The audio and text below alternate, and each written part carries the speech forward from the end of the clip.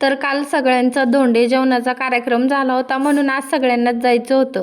फक्त मी आणि श्रेयश थांबणार होतो. त्याची मावशी, काका, मामा सगळे जाणार होते. माझी मम्मी पण आजच जाणार होती.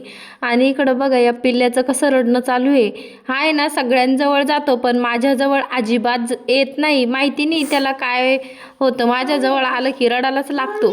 तो माझ्याकडं अजिबात राहत नाही. आणि आता माझी बहीण पण निघाली होती. तिला आहे ना खूप लांब जायचे. आता गाडीला आंबे ते बांधून दिले होते. ऊन पण जास्त झालं होतं, पण जायचं होतं. आणि आता माझा भाऊ पण चालला होता, माझ्या मामाचं पोरगं त्याला सोडावायला चाललं होतं.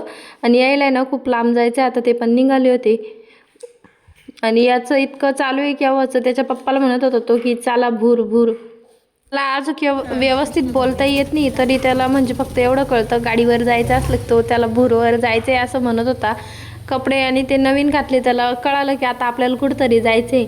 आणि आता आहे ना मी त्याला घ्यायला गेले होते, पण तो माझ्याजवळ अजिबातच येत नाही. लगेच घेतल्यावर रडायला लागतो. आणि गाडीवर बसवलं की मस्त खुश होत होता. आयुष